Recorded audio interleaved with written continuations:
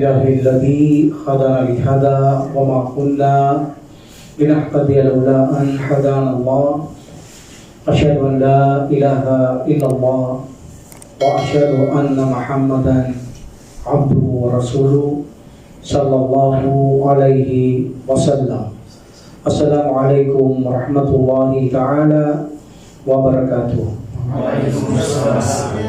Alhamdulillah, pagpapatuloy natin ang tamang paniniwala natin sa Panginoong Allah Subhanahu wa Ta'ala. Ito ang aklat ng Aqidah al-Wasitiyya ni Ibn Taymiyyah rahimahullah. So dadakuhan natin ang mukha ng Allah Subhanahu wa Ta'ala, ang kanyang kamay, mga kamay at kanyang mata. So mauna tayo sa kanyang mukha. Ito ay mga ebidensya na nung nakaraan ay hindi ebidensya ang ating mga sinabi. Sabi natin may mukhang Allah, may kamay, may paa, may pandinig, may paningin. So now, iisa-isahin na natin ang mga ebidensya mula sa hadith at saka sa banal na Quran, insyaAllah. Unahin natin ang mukha ng Allah Subhanahu wa Ta'ala. Dalawang aya ang ibinigay ni Ibn Taymiyyah rahimahullah. Ang unang aya, وَيَبْقَى وَجْهُ رَبِّكَ ذُو الْجَلَالِ وَالْإِكْرَامِ.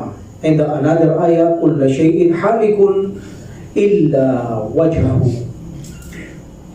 Ang sabi ng Allah Subhanahu wa Ta'ala,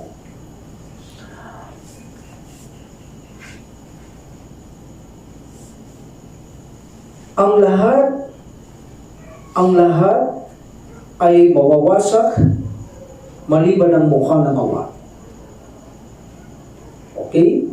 Kullu shay'in halikun illa wajhahu. Ang lahat ay mawawasak maliban lamang ang mukha ng Allah. And another ayah, at ang mukha ng inyong Panginoon puno ng kamahalan at karangalan ay magmananatili magpakailan paman. So dalawang mukha ang ginamit ng Allah Subhanahu wa Ta'ala, at ang mukha ng iyong Panginoon ang puno ng kamahalan at karangalan ay mananatili magpakailan paman. Dalawang mukha mula sa banal na Quran. So pagpalain ng Allah Subhanahu wa Ta'ala si Ibn Taymiyyah at si Ibn Taymiyyah rahimahumullah. Silang dalawa ang nagbigay ng aya na ito mula kay Ibn Taymiyyah at pagkatapos si Ibn Qayyim rahimahumullah. So dito sa aya na ito, at ang mukha ng inyong Panginoon puno ng kamahalan, puno ng karangalan, mananatili magpakailan paman, meaning ang kanyang mukha. So kung titignan natin, kung pagsasamain natin ang aya, kullu man alayhi fanin wa yabqa wajhu rabbika dzul jalali wal ikram. Anuman ang nasa kalupaan, sabi ng Allah Subhanahu wa Ta'ala, anuman ang nasa kalupaan, anuman ang lilikha ng Allah Subhanahu wa Ta'ala, sabi ng Allah Subhanahu wa Ta'ala, lahat mawawasak. Dahil nasabi ko sa khutbah kanina, ang lahat ng nakikita nyo yan, mawawasak yan darating ang araw. At ang sabi ng Allah Subhanahu wa Ta'ala, at ang mukha ng inyong Panginoon ang tanging mananatili magpakailan paman. So sa aya na ito, ang lahat mawawasak, ipinapakita na ang mga lilikha ay hindi mga perpekto. Tayo ay hindi perpekto. Samantalang ang sabi ng Allah Subhanahu wa Ta'ala na siya ay mananatili, ang kanyang mukha puno ng karangalan, puno ng kamahalan, ay mananatili ito magpakailan paman, meaning hindi magkakaroon ng kamatayan ng Allah Subhanahu wa Ta'ala, at ang lahat ng kanyang mga lilikha ay mawawasak maliban lamang kung sino ang kanyang gusto panatilihin sa kanyang kaharian pagdating ng araw na iyon. At ang mukha ng iyong Panginoon, ito ang sabi niya, at ang mukha ng inyong Panginoon puno ng kamahalan at karangalan ay mananatili magpakailan paman. Itong wajhun na tinukoy niya, meaning mayroong isang mukha ang Allah. Katulad natin, Pero huwag natin isipin kamukha natin ang mukha ng Allah subhanahu wa ta'ala only in the sentence, word. In reality, alam natin ang meaning ng wajhun, face, but hindi natin katulad ang mukha ng Allah subhanahu wa ta'ala because kulla shay'in laysa mithli, what's that? Laysa kamithlihi shay'. Okay, laysa kamithlihi shay'. So wala siyang kamukha sa atin. Even na mayroon siyang kamay, mayroon siyang mata, mayroon siyang pandinig, ang lahat ng yan ay alam na natin sa pangalan o sa salita at kahulugan. Ngunit in attributes, sa totoong attributes ng Allah subhanahu wa ta'ala, hindi natin siya katulad. So may mukha ang Allah subhanahu wa ta'ala. At itong mukha ng Allah subhanahu wa ta'ala, sinabi niya, Dul Jalali. Dul Jalali wal Ikram. Meaning, so Dul Jalali, ang du, makikita nyo, nasa marfu form siya. Dhamma. Kapag ganito nakikita nyo, Al-Jalali and Al-Ikram, hindi ito attributes ng Allah.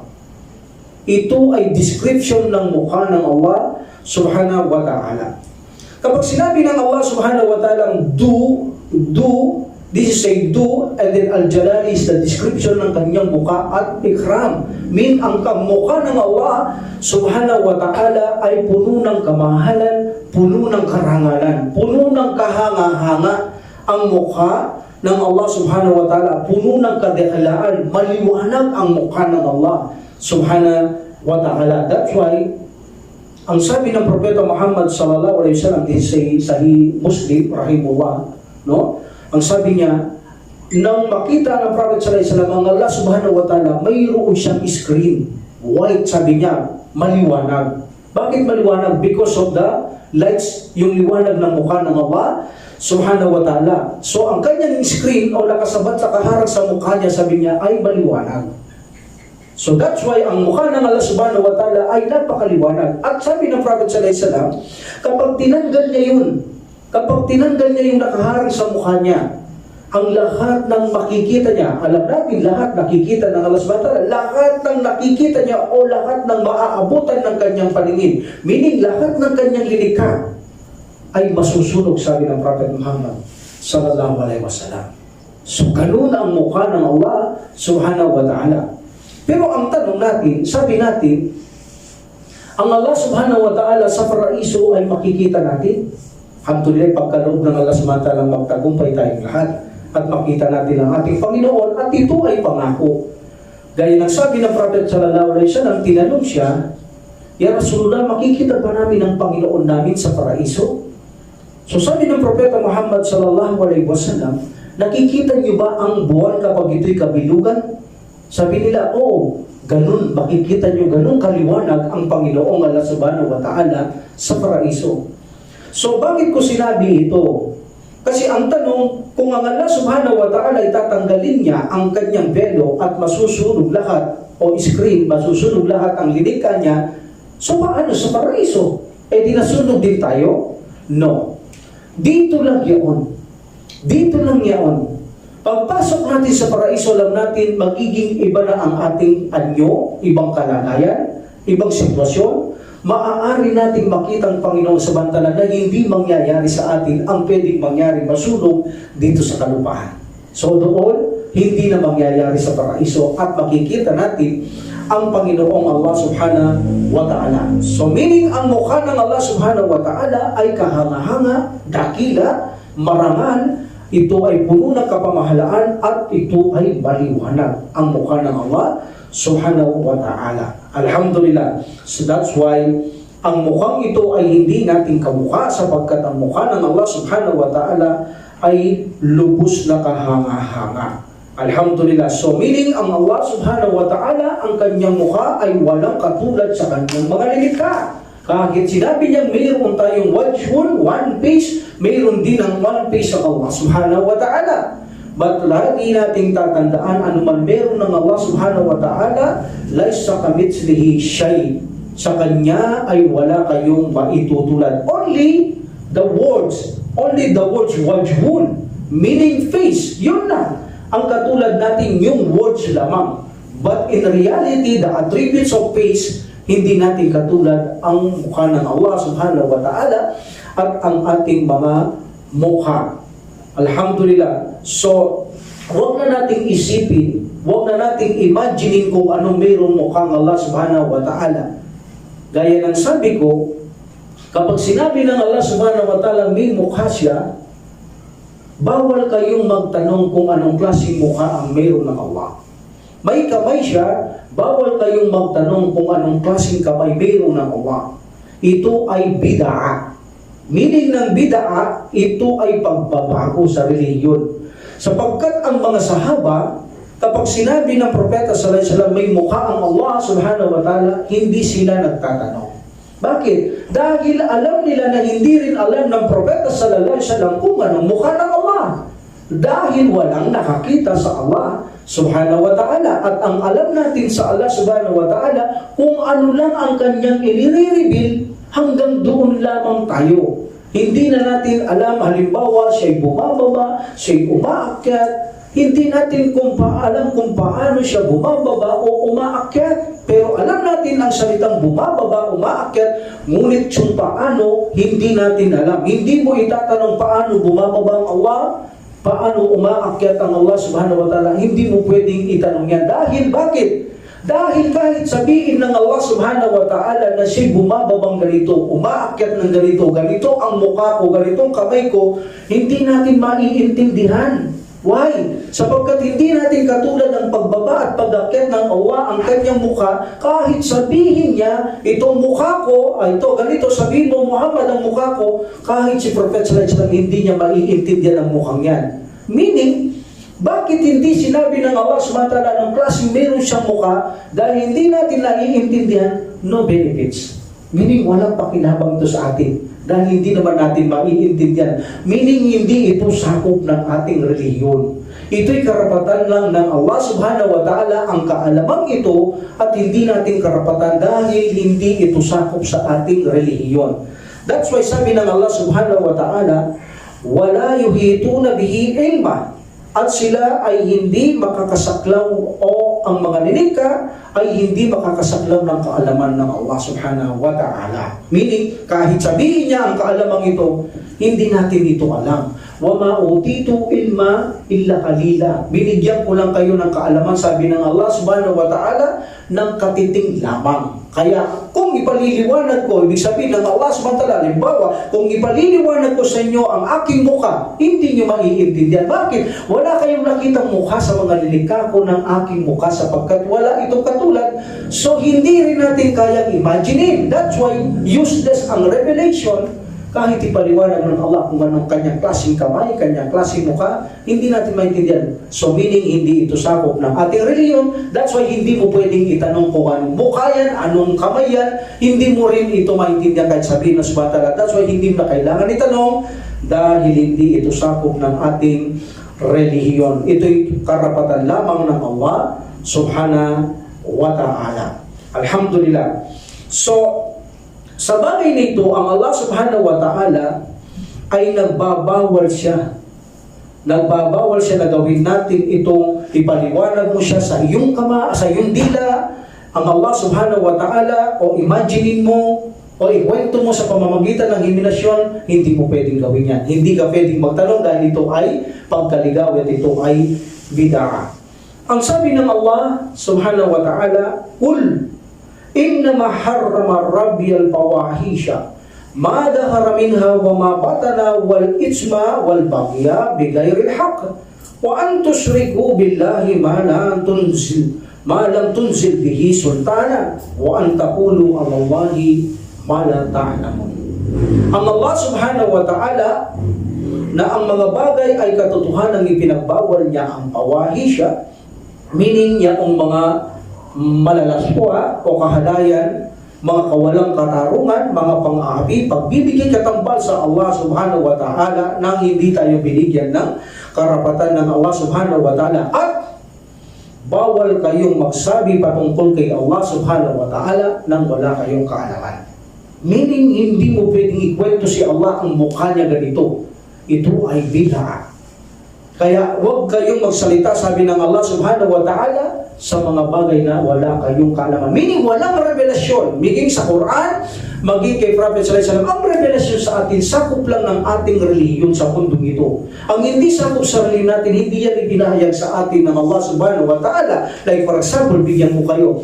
Pagkatapos ba nating madurog dito, pagkatapos nating magunaw ang mundo at buhayin muli at malirala tayo sa paraiso, ang mga tao at impyerno, mayroon pa bang susunod na tao? Wala tayong revelasyon na gano'n. Why? Hindi na yun sakop ng ating pananampalataya. Nasa Allah subhanahu wa ta'ala na lamang ang kaalamang yan kung maglilikha pa siya pagkatapos natin.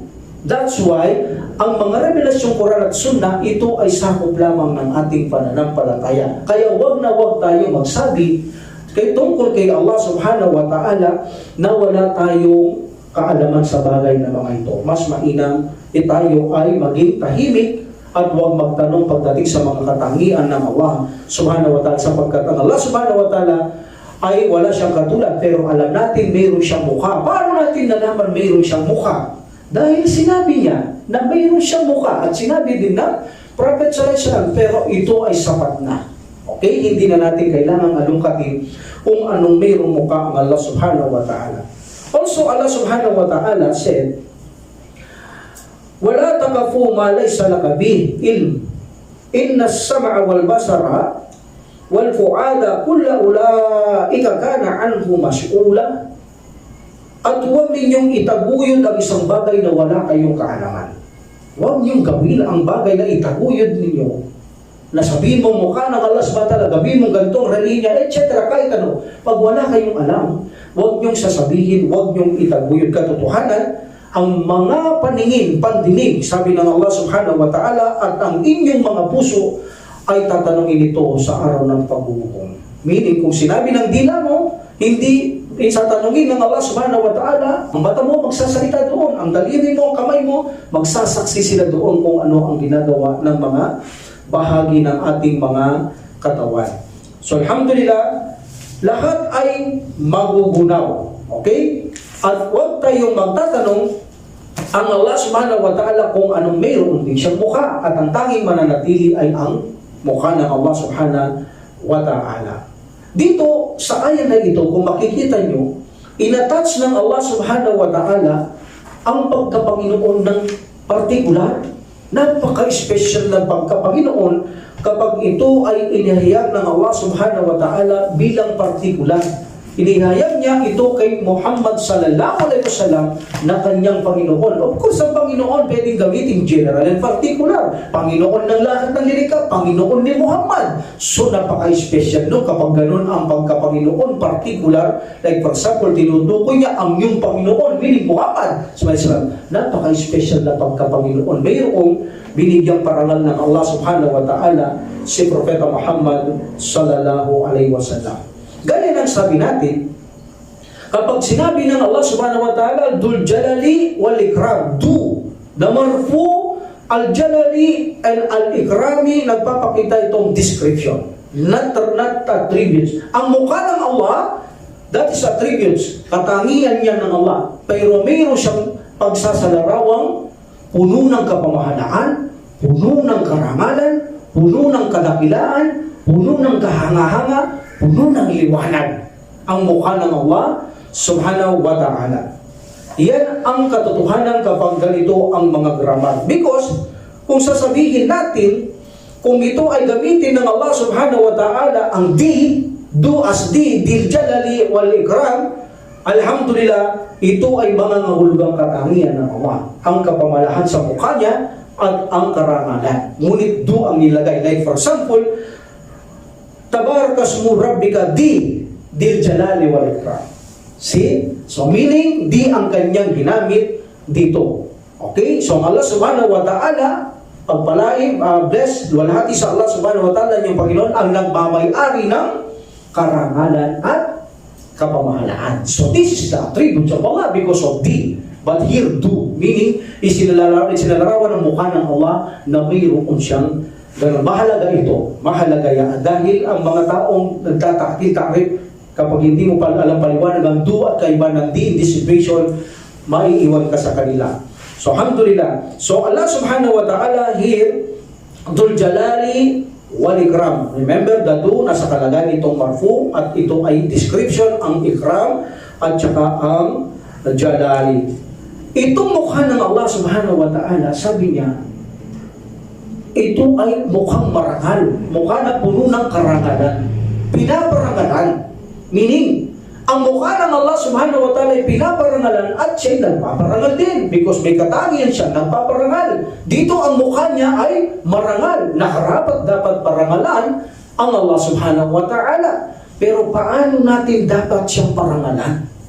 Ang pagpaparangal sa Allah subhanahu wa ta'ala at karapatan niya ito ay yaong sundin natin ang Panginoong Allah subhanahu wa ta'ala. Yun ang tamang pagbibigay parangal sa Allah subhanahu wa ta'ala. At of course, ang Allah subhanahu wa ta'ala ay nagpaparangal din sa kanyang mga alipin. At kapag ang Allah subhanahu wa ta'ala ay nagparangal, naghahanda siya ng magandang gantimpala sa mundong ito. Lalong higit sa kabilang buhay, ihahanda ng Allah subhanahu wa ta'ala ang gantimpala na hindi kayang ibigay ng ninuman na nilikha ng Allah subhanahu wa ta'ala, ang paraiso.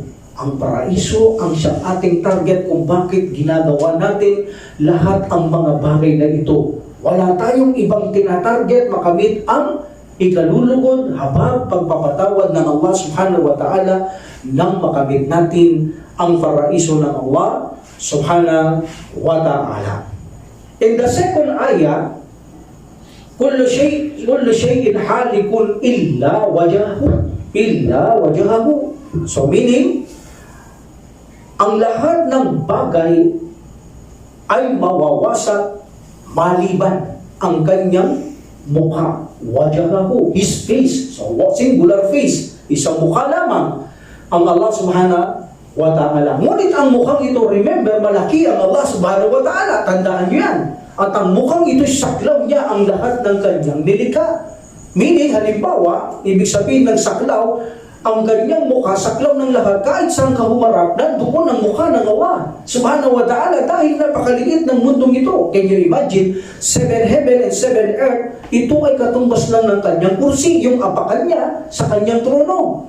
So, paano na itong isang kalupaan na ito? Sabihin na natin 7 kalupaan na nakalatag, napakaliit sa Allah subhanahu wa ta'ala. Kaya ang kanyang mukha ay saklaw niya ang kanyang lahat na lilikha. Meaning, kahit saan pa tayo humarap, nandoon ang mukha ng Allah subhanahu wa ta'ala sa ating pagdarasan. But siyempre, nagbigay din ng kondisyon ng Allah subhanahu wa ta'ala, bagamat kahit saan ang roon ng mukha ng Allah, meaning kahit saan ka humarap, haharapin ka ng Allah because saklaw niya kanya nilika.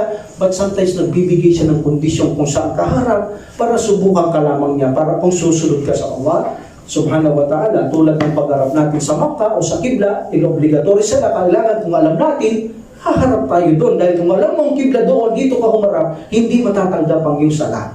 So pagsubok yun ng Allah subhanahu wa ta'ala. Bagamat alam natin ng Allah subhanahu wa ta'ala, kahit saan tayo humarap, nandoon ang mukha o direction ng mukha ng Allah subhanahu wa ta'ala. So sabi niya, ang lahat ng lilikha, kullu shay'in, lahat ay mawawasak illa wajhahu, maliban ang kanyang mukha.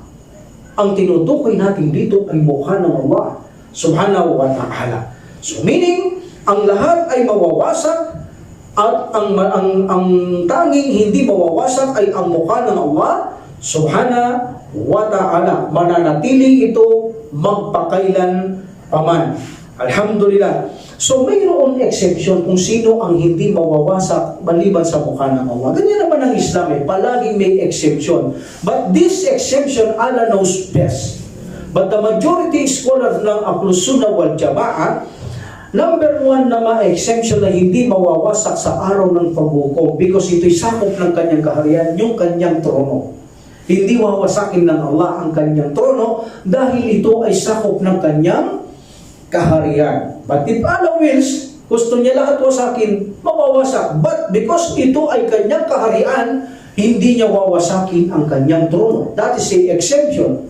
Number 2, ang kanyang panulat, hindi niya ito wawasakin ang sumusulat doon sa Allo al-Mahfuz, sa mga aklat doon sa taas. And of course, the preserved tablet ay hindi niya ito sisirain. Yaong talaan ng lahat ng mga ginawa ng lilikha o lilikha niya. Darating tayo dyan sa Kadar inshallah, mas malawak yan pag nakarating tayo sa topic na yan.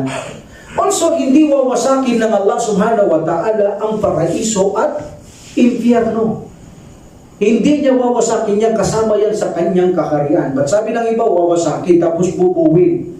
So sabi niyang iba naman, bakit pa wawasakin at bubuwin?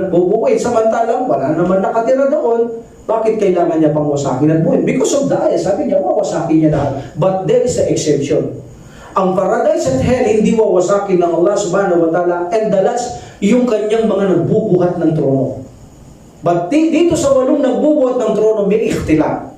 Sabi ng iba, ibn Ahlus Sunnah wal Jamaah, mamamatay yung walong nagbubuhat ng trono ng Allah subhanahu wa ta'ala. But sabi ng iba, because sakop sila ng kaharian ng Allah subhanahu wa ta'ala, hindi sila kasama sa mga wawasakin ng Allah subhanahu wa ta'ala. Alhamdulillah, Allah knows best. Ang Allah subhanahu wa ta'ala ang higit na maalam. Ang mahalaga sa atin, ang katiyakan, ang mukha ng Allah subhanahu wa ta'ala, ito ay mananatili magpakailan paman at hindi mawawasak kailan paman. Walang katapusan mananatili ang buhay ng Allah subhanahu wa ta'ala. That's why, ang Allah subhanahu wa ta'ala ay nagsabi, wala yadu'u ma'allahi akhar, la ilaha illahu, kulla shay'in halikun illa wajahahu. Huwag kayong manawagan sa ibang Diyos maliban kay Allah. Walang tunay na Diyos. Wala tayong liwat dito. Okay, mabuti pa sa English, minsan, deity, yung God, pwede natin palitan deity. Pero, puluminit, o lalaki, babae, no? Translate tayo magagawa, hindi lalaki, babae, Allah, hindi natin katulad. But for the sake of understanding, kailangan natin iliwat. Sabi ng Allah subhanahu wa ta'ala, huwag kayong manawagan ng ibang Diyos maliban sa Allah, sapagkat walang Diyos maliban sa Kanya. Ang lahat ay mawawasak maliban ang Kanyang mukha, at sa Kanya lahat ang pagpapasya, at kayong lahat ay magbabalik sa Allah. Magbabalik sa Allah subhanahu wa ta'ala. So dito, binanggit ng Allah subhanahu wa ta'ala ang Kanyang mukha ay mananatili magpakailan paman. At huwag kayong manawagan maliban sa Allah subhanahu wa ta'ala, sapagkat ang katotohanan pananawagan maliban sa Allah subhanahu wa ta'ala, ang ating pagsamba o pagsamba ng tao, ang kanyang mabuting gawa ay walang pakinabang sa Kanya. Kaya tayo napakapalad natin. Bagamat masamang Muslim tayo minsan tayo nagkakamali. Of course, wala namang perfecto sa atin. Papalitan tayo ng Allah subhanahu wa ta'ala na magkakamali kapag hindi tayo nagkamali dahil pangako niya yan. Even na maliit na pagkakamali, kailangan magkamali tayo like the Prophet sallallahu alaihi wasallam o lahat ng propeta. Bagamat hindi nila inuulit bagay ito'y minor sin. Pero tayo, hindi naman tayo ganun na mga uring tao katulad nila. Of course, tayo minsan ay nagiging masamang Muslim, nagiging makasalanang Muslim.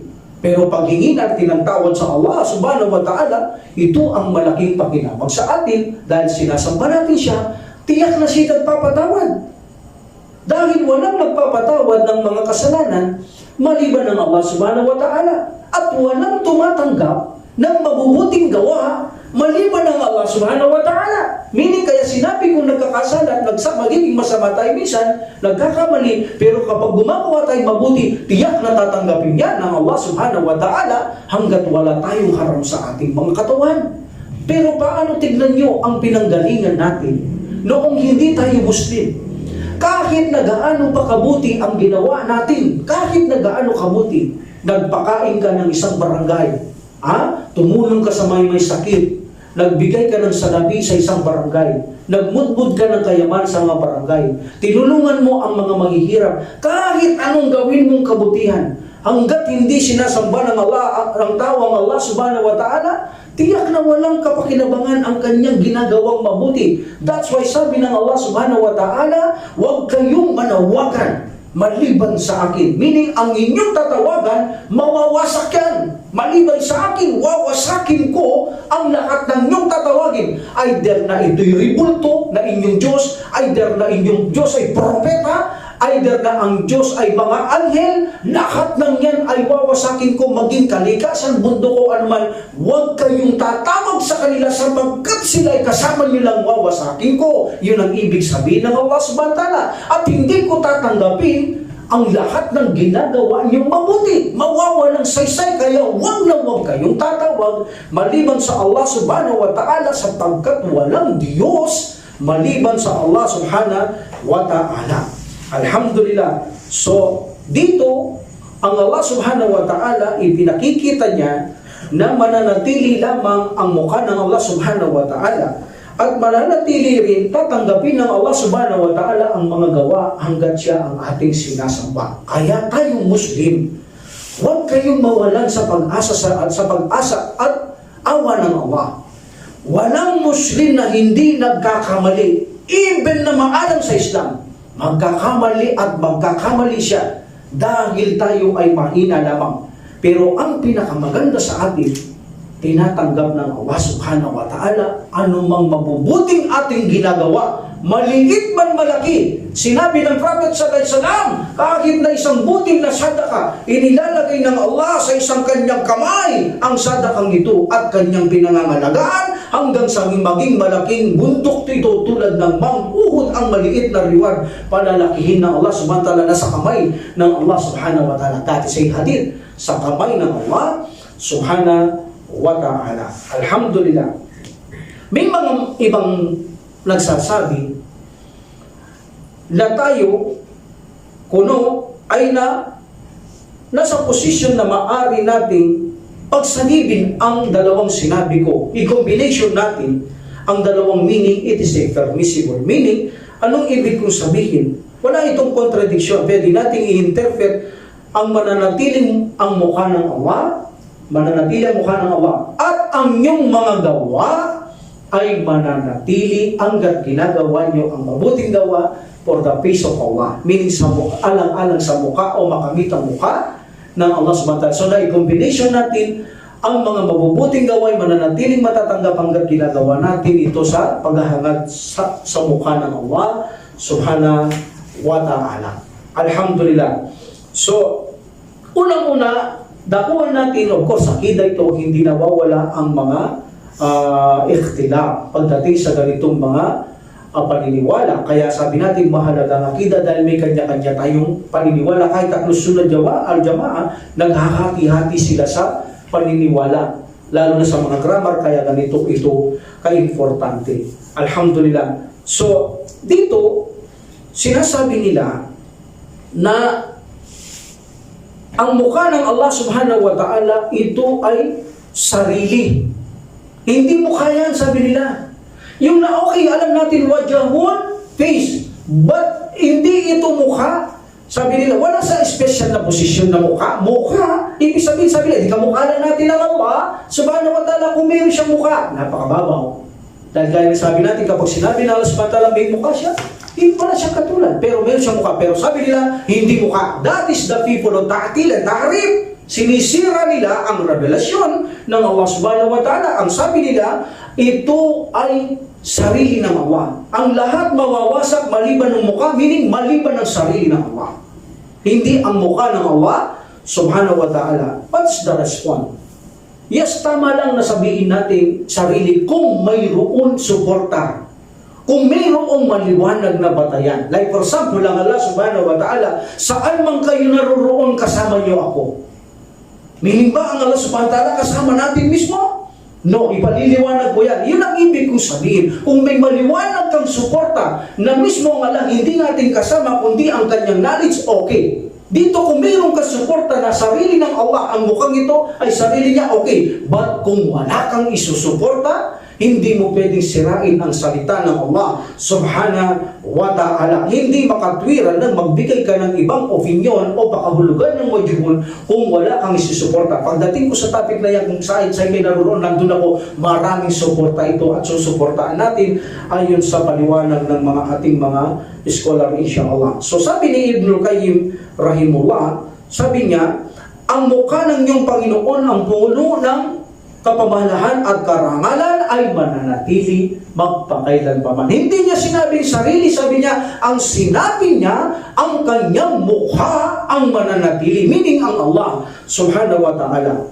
The other people, ta'rif, like for example, sinasabi nila, ito naman ay reward. Mananatili ang mukha, hindi mukha. Reward ng Allah ang mananatili. Lahat mawawasak, maliban ang reward. O nga naman, hindi naman mawawala ang reward ng tao. Mananatili ang reward, masama man mabuti. Sabi nila, ito ay reward. Hindi ito mukha ng Allah subhanahu wa ta'ala. Ano ang sagot? Unang-una, kinukontra nila ang mga dalil sa Quran na binasa natin. Sabi ng Allah subhanahu wa ta'ala, ito ay kanyang mukha at wala siyang sinasabi na ito ay reward. Pagkatapos nito, ang mga salaf salih, matutuwid na mga tao kasama ng Prophet sallallahu alaihi wasallam at mga kasunod nila, mga tabi'an-tabi'un at mga tabi'an-tabi'an at tabi'an-tabi'un, mga kanilang anak at kanilang mga apo, walang nagsabi na ang mukha ng Allah subhanahu wa ta'ala ay reward. Wala. Sila ang higit na nakakaintindi ng Quran, ngunit hindi sila kailanman nag-interpret na ang mukha ng Allah subhanahu wa ta'ala sa mga aya ay reward, kundi sabi nila, ito'y mukha mismo ng Allah subhanahu wa ta'ala. That's why hindi namin tinatanong ang Prophet sallallahu alaihi wasallam kung anong mukha yan, dahil alam namin ang mukha ng Allah subhanahu wa ta'ala ang kanyang mismong tinutukoy dyan sa aya na yan. Number 3, napaka-imposible na ilarawan natin dito ang mananatili ang mukha ay reward. Napaka-imposible. Sapagkat, gaya ng sabi ko kanina, mahalaga yung do. Yung do, pag idinikit mo, marfu, damma, al-jalali wal-ikrami, meaning do, nagsasalarawan siya ng kapamahalaan at karangalan. Now, ang sagot dito, maaari mo bang i-describe ang reward pagkatapos sasabi mo, puno ng kapamahalaan at karangalan? That is wrong. Kaya hindi angkop na sabihin mo ang mukha ay reward dahil hindi mo pwede sabihin dul jalali wal ikram. That is wrong because ang do ay nagsasalarawan ng puno ng kapamahalaan, puno ng karangalan. Ito ay sa mukha ng Allah at hindi pwedeng iugnay sa reward lamang. That is wrong. Mahalagang grammar talaga, no? Number 4, dito sa sinabi ng Prophet sallallahu alaihi wasallam, ang mukha ng Allah ay nakatabing ng liwanag. Kung tatanggalin niya ang nakatabing, lahat ng linika ay masusunog. Meaning, tatakpan ng Allah ang reward. Kung ang mukha na tinutukoy dito ay reward, sasabihin ba ng Prophet sallallahu alaihi wasallam, at ang takip sa reward. Subhanallah, kailangan mo magtakpan ng reward. Wala naman magagawa ang reward na sunugin niya ang lahat ng linika. That's why hindi uubra ang kanilang katwiran na ang mukha ng Allah ay ang kanyang tinutukoy, kanyang sarili o kanyang reward. Ito ay malabo at malayo sa katwiran. Kaya dito ang tinutukoy ay ang liwanag, ay ang mukha ng Allah subhanahu wa ta'ala. Alhamdulillah. So, ang sabi ng Allah subhanahu wa ta'ala, وَلَا تَطَرُّدِي الَّذِينَ يَدْعُونَ رَبَّهُمْ بِالْغَدَاةِ وَالْعَشِيِّ يُرِيدُونَ وَجْهَهُ. At huwag mong itaboy ang mga nananawagan sa kanilang Panginoon sa umaga at maghapon na naghahangad ng mukha ng Allah. Meaning that is the face, hindi reward. Sinasabi kasi nila dito, reward. Naghahangad ng mukha ng Allah, nagrarahangad ng reward ng Allah. No, gaya ng sabi ko kanina, kailangan gumawa tayong mabuti, hangarin natin ang mukha ng Allah. Hangarin natin ang mukha ng Allah, meaning gumawa tayo ng mabuti for the sake of Allah. Sambahin natin ang Allah, hindi mawalang kabuluhan ng ating mga gawa, meaning hahangarin natin na makamit ang mukha ng Allah. Alhamdulillah, and Allah subhanahu wa ta'ala said, وَمَا لِأَحَدٍ عِنْدَهُ مِنْ نِعْمَةٍ تُجَزَى إِلَّا بَتِغَاءَ وَجْهِ رَبِّهِ الْأَعْلَى wala sawfa yarda. At wala siyang iniisip na pag-asang naganti sa sino man maliban lang sa angarin niya na makamtan ang mukha ng kanyang Panginoon ang kataas-taasan. Yan ang sinasabi ko. Kaya kapag gagawa tayo, huwag kayong gagawang pakitang tao. Huwag kayong gagawang pakitang tao. Gagawa tayo para mahangad ang mukha ng Allah. Meaning, gagawin na dito para lamang sa Allah subhanahu wa ta'ala. Alhamdulillah. So dito, ang katangian dito ng Allah subhanahu wa ta'ala ay mukha. At mayroon siyang description dito, ang Allah subhanahu wa ta'ala naglalayon, ang description dito ay yaong ang kanyang mukha ay maliwanag, matakila, kahanga-hanga, puno ng kapamahalaan, at ito ay puno ng karangalan ang mukha ng Allah subhanahu wa ta'ala. Now, paano natin sasagutin ang aya na sinasabi nila ang mukha ay direction? Direction. Like for example in Quran, walillahi al-masriku wal-maghrib. Kay Allah subhanahu wa ta'ala pag-aari ang silangan at yung lubugan ng araw. Okay? Saan sumisikat, saan lumulubog pag-aari ng Allah subhanahu wa ta'ala. Fa'ayna matuwallu fatamma wajahullah. Saan man kayo humarap, nandoon ang mukha ng Allah. Saan man kayo humarap, okay? Meaning, wherever you turn yourself or your face, there is the face of Allah. Saan kayo umarap, direction, sabi nila, nandoon ang mukha ng Allah. So, meaning, saan man kayo umarap sa inyong pagsasala, nandoon ang direction. So here, ang mga scholar ay nagsasabi na ang face means direction. Saan man kayo maghaharap ng sala, nandoon ang mukha ng Allah. So face is also direction. Hindi mukha ng Allah subhanahu wa ta'ala. Sapagkat gaya ng sabi sa Quran, walikulli wajahatun huwa mauliha.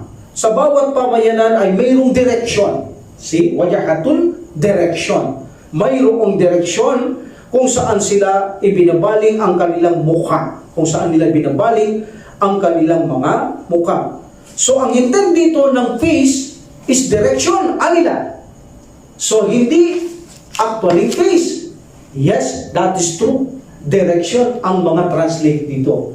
Pero ang totoo, walang kontradiksyon ang direction at saan man kayo haharap, nandoon ang mukha ng Allah subhanahu wa ta'ala, wala itong kontradiksyon. Okay, bakit? Unahin natin, halimbawa, sabi ng Prophet sallallahu alaihi wasallam, saan man kayo humaharap ng inyong sala, saan man direksyon, nandoon ang mukha ng Allah. Okay, saan man kayo humarap, nandoon ang mukha ng Allah subhanahu wa ta'ala. Meaning, saan man direksyon kayo humarap, okay? Then, ang kadugtong ay nandoon ang mukha ng Allah.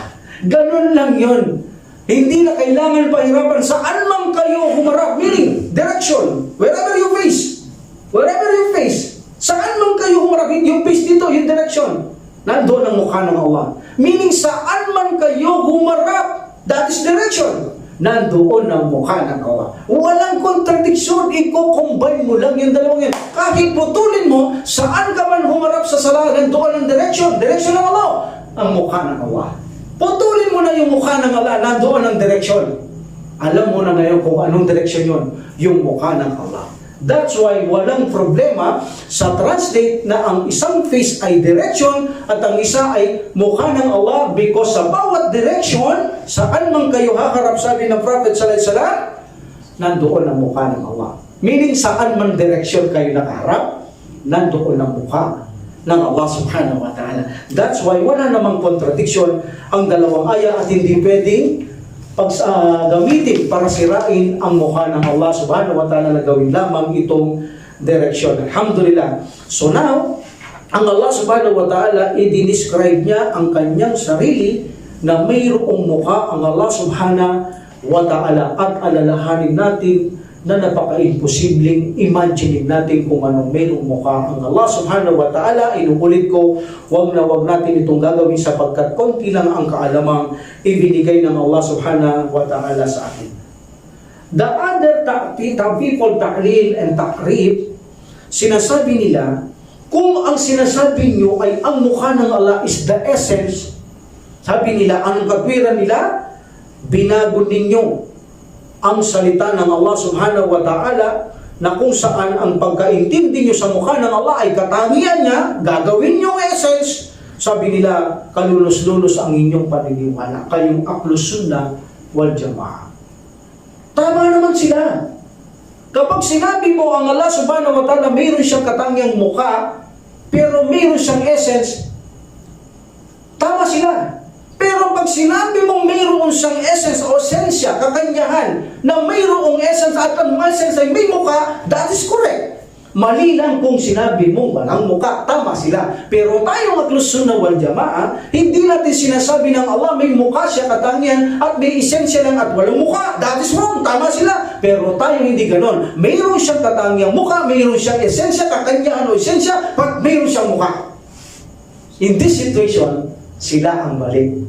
Hindi mali ang Ahlus Sunnah wal Jamaa dahil iniisip nila, esensya lang ang muka, ang esensya lang ang mayroong katangian ng Allah at walang mukha. No, hindi natin paniniwala yon. Ang paniniwala natin, ang Allah subhanahu wa ta'ala nakabase ang kanyang esensya na mayroon siyang mukha. That is correct. Talagang sinisira nila ang Ahlus Sunnah wal Jamaa sapagkat accurate ang ating akida. Pero napakahalaga nito dahil pag nagmintis ka sa pagkilala sa Allah subhanahu wa ta'ala, lilitaw na katulad niya lang ang lilikha. Magiging mahina, depektibo ang ating Panginoon. Tulad halimbawa, kung babasahin nyo ang Bible, no, sisingit ko lang ito, hindi man dapat buksan, ipakita ko lang sample, gamitin ko lang. Dahil ang Diyos ay gitinulad nila sa tao. Di ba? Naging marupok siya, nagsisisi, nagpapahinga. Di ba? Inalubog niya ang mundo, nagsisi siya. Naglikha siya, napagod siya. Subhanallah, yun ang magiging dating ng Allah subhanahu wa ta'ala kapag naging katulad niya nilikha, nagkamali tayo sa pagkilala sa Kanya, lilitaw na siya'y mahina at marupok din. Ang Allah subhanahu wa ta'ala, magiging katulad lang natin ng Allah subhanahu wa ta'ala. Okay, dako pa tayo ng konting oras pa. Okay, wa qawluhu ma mana'aka an yasjuda lima khalaqtu biyadayya. Wa qawluhu wa qalatil yahudu yadullahi maglula gullat aydihim wa lu'inu bima qalu bal yadahu mabashatatani wa bal yadahu mabsutatani yunfiku kayfa yasha. At si Allah subhanahu wa ta'ala siya nagsabi meaning kay Iblis, anong pumigil sa iyo na magpatira pa sa kanya, meaning kay Adam, na aking nilikha sa pamamagitan ng aking mga kamay. Kamay na tayo. Wala na tayo sa mukha. May kamay ang Allah subhanahu wa ta'ala, yadaya, here two hands. Ang Allah subhanahu wa ta'ala, meron siyang dalawang kamay. Because sinabi niya, lima kalaktu yadaya, nalinikha ko siya sa pamamagitan ng aking dalawang kamay. So sabi ng Allah subhanahu wa ta'ala, Iblis, pinapatira pa kita sa kay Adam. Anong dahilan? Ba't ayaw mong magpatira pa sa kanya? Nalilikha ko siya sa mismo sa dalawa kong kamay. Hawak, malaking parangal ito kay Adam dahil lilikha nila siya sa mismong kamay ng Allah subhanahu wa ta'ala. At sinabi din ng mga Yahud, kalal Yahudo na sinabi nila, ang mga Jews o Hudyo ay nagsabi, ang Allah ay nakatali ang kanyang kamay. Singular lang. Nakatali ang kanyang kamay because they used here yadul wahid. Okay? That's a singular. Sabi nila nakatali ang kamay ng Allah. What's the meaning nakatali? Meaning maramot ang Allah. O hindi niya kayang tustusan ang kanyang lahat ng lilikha. Mahirap. Mas mayaman pa kaming Hudyo. Mahirap lang ang Allah. Yan ang katwiran. Meaning maramot ang Allah. Pag sinabi nakatali, hindi ka mamimigay. Maramot ka. Yan ang pinakasentro ng kahulugan ng nakatali. So Allah subhanahu wa ta'ala ay nagsabi, Iblis, anong tumigil sa iyo? Bakit tayo mo magpatira pa sa kanya? At ang mga Hudyo ay nagsabi, ang kamay ni Allah ay nakagapos. Saan sabi ng Allah subhanahu wa ta'ala? Datapwat ang kanilang mga kamay ay matalian, sabi ng Allah. Maliliwanag ko ito, anong ibig sabihin ng matalian? At sila ay sumpain sa kanilang sinasabi, sabi ng Allah subhanahu wa ta'ala, datapwat ang kanyang mga kamay, dalawa na, ang kanyang dalawang kamay ng Allah subhanahu wa ta'ala ay nakaunat, hindi nakatali, nakaunat ng malaban, siya ang gumugugol sa kanyang sino mang nais. Dalawang kamay, nakaunat, meaning nakabukas. Gumugugol ang Allah subhanahu wa ta'ala sa kanyang mga linikha. Here, ang tinutukoy dito na magpatira pa ay si Iblis. Anong humadlang sa iyo? Bakit ayaw mong magtira pa? Patira pa. Ang marito, makikita ninyo, ito ay pagtatanong na panghalip. Mama na aka. Sabi ng Allah, ito ay pagtatanong na panghalip. Na pag sinabing pagtatanong na panghalip, pamumuna, pinupuna siya ng Allah subhanahu wa ta'ala. Yan ang mana ito. This is an interrogative pronoun. What? Instead na ito ay pagtatanong, ginawa itong interrogative pronoun para punain niya si Iblis kung bakit ayaw niyang magpatira pa. Dahil sabi ng Allah subhanahu wa ta'ala, linikha ko siya, na kung saan ayaw mo magpatira pa sa kanya, na kung saan linikha ko siya sa aking mismong dalawang mga kamay. So mayroong kamay ang Allah subhanahu wa ta'ala. So ilan ang kamay ng Allah subhanahu wa ta'ala? Dalawa. Dalawa ang kamay ng Allah subhanahu wa ta'ala. At dito ginamit ng Allah subhanahu wa ta'ala, 5, ginamit niya sa walang akil. Sa mayroong akil. Ang ma ay ginagamit sa walang akil kapag tayo ay nagtatanong, correct? Kapag may akil, man. Pag ang man may akil, gagamitin man. But here, ginamit niya sa mayroong akil ang ma. Makalakto. For to what I created with my 2 hands. Meaning, sa mayroong akil na ginamit ng Allah subhanahu wa ta'ala ang ma. And remember this grammar, kapag ang ma ay ginamit mo bilang pagtatanong, for what, like that, 5 ang tinukoy niya dito, at may akil mo ginamit instead man, meaning ito ay hindi para sa may akil ang kanyang paggamit, kundi ang ibig sabihin ay description. Paglalarawan ito, hindi ginamit ng Allah kung saan sa may akil ang ma, kundi ito ay pagsasalarawan na linikha kung saan, kung sa ano ay linikha ko, description sa aking mga kamay. Description lang. Paglalarawan na linikha niya si Adam alayhisalam sa kanyang mga dalawang kamay ng Allah subhanahu wa ta'ala. Like for example, in Quran, pankihumata balakum. Ang tinutukoy dito, mga babae. So may akil, ginamit niya ang ma. Ginamit niya ang ma. Same yung kanina. Pankihumata balakum minan nisa. At kung gayon kayo ay magsipag-asawa ng mga kababaihan na inyong mga napupusukan o mga nagugustuhan. May akil ba ang paggamit sa ma?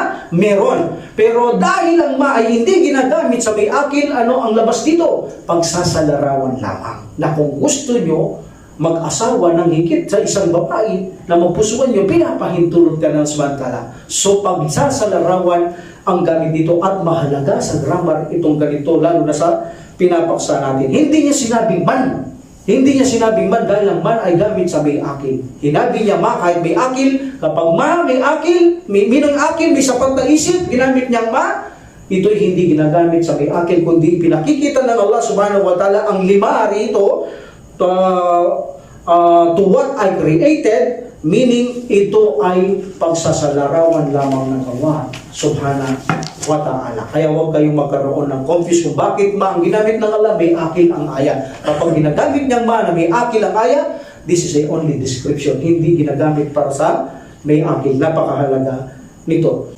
Hindi niya inintend dito, hindi nila yun ng Allah subhanahu wa ta'ala, meaning na ibig sabihin ay particular na lilikha niya ang ganitong bagay, no? Meaning, I created with my 2 hands. That is a description. Ayaw mo magpatira pa sa kanya, gayong lilikha ko siya, kung ano, lilikha ko siya sa aking kamay. So, I created him with my 2 hands. So, hindi inilalayan dito ng Allah subhanahu wa ta'ala kung ano ang ibig sabihin, kung kanino nilikha. Ibig sabihin, ang particular na taong ito. That is wrong. Because ang tinukoy niya ay may akil, pero hindi ganun ang layunin ng Allah. Linikha niya description si Adam sa kanyang mga kamay. So linikha niya si Adam alayhisalam sa kanyang mga kamay. Like for example, sumulat ako gamit ko ang panulat. Sumulat ako gamit ko ang panulat. So ito ay description. Anong ginamit? Anong ginamit dito? Panulat. So isang description na ang instrumentong ginamit ay panulat nung siya ay sumulat. So ganun din ang Allah subhanahu wa ta'ala kapag sinabi niyang ginawa ko ito sa aking mga kamay, meaning ano ang instrumento na ginamit niya sa paglikha kay Adam? Kamay. That is a description. Ganun ang ibig sabihin ng mga aya na ito. So meaning ang Allah subhanahu wa ta'ala, lilikha niya ng Allah subhanahu wa ta'ala sa kanyang dalawang mga kamay. How can we know na dalawang kamay? Because of yadayni, because mudaf ilayhi ya mutakallim yadayya drop dalun. So with my 2 hands, lilikha ko siya sa aking dalawang kamay. Sabi ng Allah subhanahu wa ta'ala. So ang Allah subhanahu wa ta'ala, mayroon siyang katangian na mayroon siyang dalawang kamay. Pero huwag nating isipin na ang dalawang kamay ng Allah subhanahu wa ta'ala ay katulad lang ng ating mga kamay. So, ang Allah subhanahu wa ta'ala ay nagsabi, وَمَا قَدَرُ اللَّهَ حَقَّ قَدْرِهِ وَالْأَرْضُ جَمِيعًا قَبَضَتُهُ يَوْمَ الْقِيَامَةِ.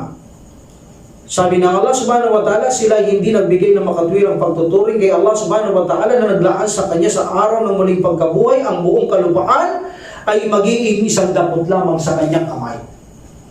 Meaning ang Allah subhanahu wa ta'ala, ginagamit niyang kanyang kamay sa pang-aksyon. Dadakutin niya ito. Aksyon, gumagamit. Meaning ang Allah subhanahu wa ta'ala, ang kanyang kamay, ito ay nagko-contain na nagsasagawa ng aksyon ang kamay ng Allah subhanahu wa ta'ala. Meron pang aya at ang kalangitan ay paguguluhin niya. Gugulong sa kanyang palad ang kalangitan. Meaning may palad din ng Allah subhanahu wa ta'ala. Kamay, of course, may palad. May daliri din ito. Ilalagay niya ang isang lupa, kalupaan sa daliri, sa isang daliri, sa isang daliri, sa isang daliri, sa adit ng Prophet sallallahu alaihi wasallam. Mayroon din daliri ang kamay ng Allah subhanahu wa ta'ala. Alhamdulillah. So, ganon din ang Allah subhanahu wa ta'ala, the people of knowledge, no? Sabi nila, ito ay inihayag ni Darimi sa Al-Arad, Al-Bishar, Al-Marisi, Al-Hakim, Al-Bayhaqi, Al-Maswasifat, from Ibn Umar. Sabi nila, ito ay mawkupon. And alakam said, sabi ni Al-Hakim, rahimahumullah, sabi niya, ito ay sahih. At ito naman ay hindi pinunani, Ad-Dahabi. At sinabi din, sa isang marfu, na kung saan sa Mukhtasar Al-Ulu, at Hadi Al-Arwa ni Ibnul Qayyim rahimahullah, ito ay matatag na paniniwala na sinabi nila ang Allah subhanahu wa ta'ala ang nagsulat ng Torah. Ang Allah subhanahu wa ta'ala ang mismong nagsulat ng Torah in His hand, sa kanyang kamay. Okay? So siya ang nagsulat ng Torah at siya ang nagtanim sa paraiso ng mga puno, mga halaman, siya rin ang nagtanim. Hindi natin sabihin nagtatanim siya ng gano'n ng Allah. Huwag niyong isipin niyo, kaya magtanim ng Allah. Kung anong gusto niya magtanim sa kanyang kamay, hindi natin alam. At ang Allah subhanahu wa ta'ala, ang mga bagay na ito, ang tatlong ito, na lilikha niya si Adam alayhis salam, ang lahat ng ito, anila ay matibay. Siyang sumulat ng Torah, siyang nagtanim sa paraiso sa kanyang kamay, siyang lumikha kay Adam alayhis salam sa kanyang mga kamay. Ang tatlong ito, sabi nila, ito ay mapagkakatiwalaan. Alhamdulillah. So, nadako tayo sa mga Yahud, itong mga Hudyo na ito. Sabi nila, wakalatil Yahudu yadullahi maglula. Ang isang kamay ng Allah ay nakatali. Okay? And then Allah subhanahu wa ta'ala, gulat aydihim, walu'inu bima qalu bal yadahu mabsutatani, yunfiku kayfa yasha. Ang sabi ng subhanahu wa ta'ala, ang kanilang mga kamay ay matali. Katotohanan ng Allah subhanahu wa ta'ala, ang kanyang mga kamay ay nakaunad na, bukas ang kanyang mga palad at gumugugol siya sa kanyang ninumang kanyang naisip. Alam niyo kung bakit tinawag Hudyo ang mga ito? The number one reason, bagamat hindi mahalaga ito, hindi punto, pero karagdagang kaalaman. Kung bakit sila tinawag na Hudyo, because na sila manumbalik sa Allah subhanahu wa ta'ala, inna hudana ilayka. Hudana mean from, hindi ito hada yahdi. This is hada. Hada yahudu. That is hada yahudu, mean to return. Yahudo is to return. So kung bakit siya tinawag na Hudyo, dahil nanbalik sila sa Allah subhanahu wa ta'ala. So meaning of the Yahudo is to return, meaning to Judaize. Nagbalik sila sa isang makikita translation, to become Jew or Judaize, but also to return. So wahudana ilayka. Isa pa kung bakit sila tinawag na Hudyo, kardagan lang to. May anak kasi itong si Yaqub alayhis salam, na pangalan niya ay Yahuda. So ang mga Yahud ay tinawag sila sa pangalan ng anak ni Yaqub na Yahuda. Kung bakit sila tinawag na Yahudo. Ganun pa man hindi mahalaga ito kung anong origin nila na pinanggalingan dito. Ang mahalaga dito, ito ay mga grupo ng mga angkan ng Israel. Ang mga Hudyong ito, sila ay angkan ng Israel, tagasunod sila ni Musa alayhis salam, sakop ito ng panahon ni Firaon. Yan ang pinakamahalaga rito. Sila ang taong pinakamasungit, pinakakasuklam-suklam na namaltrato sa panahon ni Firaon. Sila ay mga taong nag-angkin ng pangingibabaw at nagbigay at nagtapon ng takot sa mga tao at nag-angkin ng Panginoon kataas-taasan pa si Firaon na sinabi ng Allah subhanahu wa ta'ala sa banal na Quran. Ito ang mga taong ininsulto nila ang mga tao nun, pati ang Allah subhanahu wa ta'ala. Ininsulto nila ang Allah subhanahu wa ta'ala na sinabi nila, nakatali ang kamay ng Allah, meaning maramot daw ang Allah. Walang kakayaang gumugol ang Allah. Hindi niya kayang gugulin ang lahat ng kanyang nilikha. At mayroon silang katwiran, kung ang Allah may kakayaang gumugol, bakit sabi niya, kung sino magpautang kay Allah, ba't magpapautang kung mayaman siya, ba't humihingi siya ng pautang? Pauutangin daw namin siya. Kaya sabi nila, Panginoon mo Muhammad, o sa tinutukoy na karaan mo Muhammad, ang iyong Panginoon ay mahirap. Sabi ng mga Hudyo din sa panahon niya, napakahirap ng iyong Panginoon. Hindi siya maaaring tumustos, kaya nakataling kanyang kamay maramot, at hindi siya maaaring tumustos sa kanyang mga nilikha. That's why, ang Allah subhanahu wa ta'ala, alam niyo ba, bilang suporta na ang nakatali ay pagkamaramot, sabi niya, wala taja'al yadaka maglula ila unukika. At huwag hayaan ang iyong kamay ay matalian sa iyong leeg. Meaning, tinabi ng Allah subhanahu wa ta'ala kay Prophet sallallahu alaihi wasallam, huwag kang maging maramot. That's why, tama sila na ang maglula ay maramot. Sabi nila, ang Allah ay maglula. Maramot, nakatali ang kanyang kamay. Meaning, isa lang ang ginamit nila, sapagkat alam natin ang response ng Allah subhanahu wa ta'ala, dalawang kamay ang nakaunat. Nung response sila ng Allah, nakaunat ng malapad, meaning nakabukas dalawang kamay response ng Allah, sapagkat ang isa'y mahina. Dalawa ang response ng Allah subhanahu wa ta'ala, nakaunat, hindi lamang isa. So sabi nila, Inna Allah fakir. Katotohanan ng Allah, Muhammad, ang iyong Panginoon ay mahirap. Sabi na, Inna Allah fakir. Katotohanan ng Allah ay mahirap, sabi nila. At ang sabi nila, ang Allah ay nakatali, maramot. Sabi nila, hindi niya kayang magtustos. Sabi niya, sige, kung bakit mapatunayan namin ang aming sinasabi, ang dahilan kung bakit namin sinabi ito, bakit si Said, sabi nila, binigyan ng Allah ng maraming kayamanan, abundantly, pero bakit siya hindi? Kung kaya niya tumustos, dapat pinantay niya, sabi niya. Pero ang sagot ng Allah subhanahu wa ta'ala, tumustos siya sa kanyang nais, sabi ng Allah subhanahu wa ta'ala. Very simple. Ang Allah subhanahu wa ta'ala ay nagtutustos sa kanino mang kanyang nais. Yun ang gusto niya sa isa, yun ang gusto sa isa. Alhamdulillah. Ang mahalaga dito, sabi pa nila, Man dalladhi yuqridullah qardan hasana fayudaifuhu lahu. Sabi nila, sabi daw ng Allah, kung sino ang magpautang kay Allah ng mabuting pautang, ito ay pararamihin ng Allah ng paulit-ulit sa kanya. Kita mo, Muhammad? Napakahirap ng Diyos mo. Pautangin daw namin. Ang sino man daw magpautang kay Allah ng magandang pautang, napakahirap naman ng Panginoon mo Muhammad, umuutang sa amin. Ngayon, pauutangin namin siya. Magpapabayad daw siya ng paulit-ulit. So, ang sabi nila, ito ay malaking pag-iinsulto sa Allah subhanahu wa ta'ala. Ginawa nila ang interpretasyon na si Allah subhanahu wa ta'ala umuutang sa mga Hudyo. At sabi pa nila, wala mang kakayaan ng iyong Panginoon Muhammad, sabi niya. Kita mo, sabi niya, ang Allah subhanahu wa ta'ala, nag-relax siya nung malikha niyang mundo, Saturday.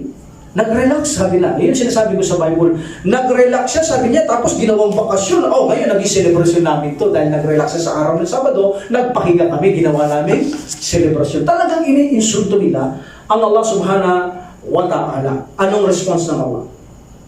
Nawa ang inyong mga kamay ay matalian. Ito ang response sa kanila ng Allah. So, tinalian sila ng Allah subhanahu wa ta'ala ang mga Hudyo. Tandaan nyo, very excitement ang kaalaman ito. Israel, mga Hudyo. Itong mga Hudyong ito, tinalian sila dahil sinabi, matalian ang inyong mga kamay. Pagkatapos nila sabihin ng subhanahu wa ta'ala nakatali, sila ang tinalian ng Allah subhanahu wa ta'ala. Response ito ng Allah subhanahu wa ta'ala at sinabi niya, ang aking dalawang kamay ay nakaunat na malapad. Binibigyan ko, tinutustusan ko ang aking nais. Ang inyong kamay ay mga matalian, sabi ng Allah subhanahu wa ta'ala. What's the meaning? Ang ibig sabihin, nowadays, hanggang ngayon, hanggang mawasak ang mundo, mananatili ito. Dahil sa sila ay sinumpa ng Allah na matalian ang kanilang mga kamay. Ang mga Hudyo ay hindi marunong nagsasadakaya. Tandaan nyo, ang mga Hudyo ay hindi marunong magsadaka. Sila ang taong pinakamaramot sa mundo ito. Kapag gumugol ang Hudyo, sa tingin mo sadaka, kailangan bumalik sila sa kanilang maraming pera. Kaya nakikita nyo ang mga nanggagaling sa Hudyo na kuno'y libre-libre, mayroong kapalit yan. Yung mga boxing na yan, kapag sa kanila nanggalingan, hindi uubra mag-donate sila ng libre. Kaya kung alam ng mga Muslim na ang mga boxing halimbawa nang galing sa mga Hudyo, halimbawa na, sa kanila galing ito, hindi totoo na sila ay gumugol para tumulong. Darating ang panahon, magkakaroon ng epekto yan, nakahanda ng mga gamot para bibenta ang mga gamot sa tao, balik ang kanilang mga punan, kikita sila. Yun ang mga Hudyo. Isinumpa na sila ng Allah subhanahu wa ta'ala, sila ang taong hindi maaaring gumugol ng walang balik na malaking kapalit sa kanila. Kaya ang mga taong ito, mayroon silang pinakamalaking organisasyon sa mundong ito na ang kanilang pagbibigay na kunwari ay pagbibigay sadaka, malaking interes ang babalik sa kanila. Sapagkat bakit isinumpa na sila ng Allah na maging maramot sila? Ang mga Hudyo ang pinakasuklam-suklam at pinakamaramot na tao sa mundong ito. Kaya ingat kayo kapag sa kanila nagagaling ang mga sadaka, imposibleng walang babalik sa kanila sapagkat ang Allah subhanahu wa ta'ala ay tinalian niyang kanilang kamay, hindi sila pwedeng gumugol ng libre lamang, kailangan may kapalit na babalik na malaking kapakinabangan sa kanila. Yan ang mga Hudyo. So isinumpa sila ng Allah subhanahu wa ta'ala sa kanilang anumang kanilang mga sinabi.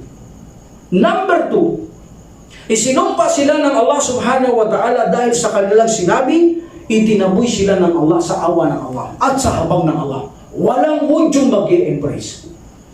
Itayo sa panahon ng Prophet sallallahu alaihi wasallam, inubos ang Hudyo sa panahon ng Prophet sallallahu alaihi wasallam. Mga Hudyo noon.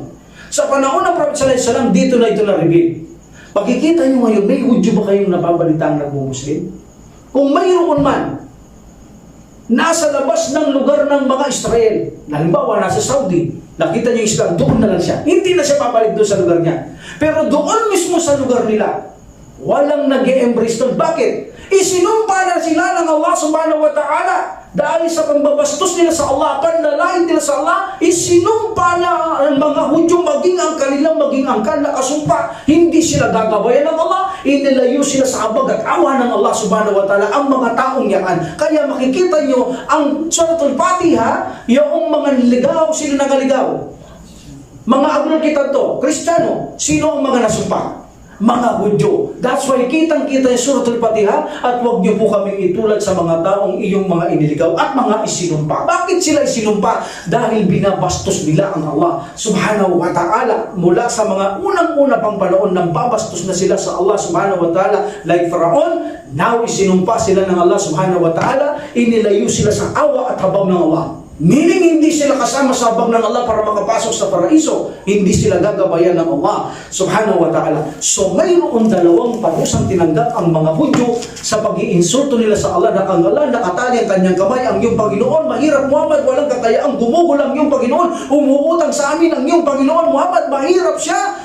Pinarusahan niya, number 1, ginawa niya silang pinakamaramot na tao. Number 2, ginawa ng Allah na ilayo sila sa awa at habag ng Allah. Hindi niya gagabayan ang mga Hudyo na yan sapagkat isinumpa niya ang mga Hudyo ng Allah subhanahu wa ta'ala. So inshallah, ipagpapatuloy natin sa susunod ang mga kamay ng Allah subhanahu wa ta'ala. So marami pa kasi ito, we will stop here. Wa akhiru da'watul hamdulillahi rabbil alamin wa salatu wassalamu alhamdulillahi rabbil alamin wa salatu wassalamu ala rasulillah. Subhanaka Allahumma wa bihamdika asyhadu an la ilaha illa anta astaghfiruka wa atubu ilaik. Assalamualaikum warahmatullahi wabarakatuh. Allahu Allah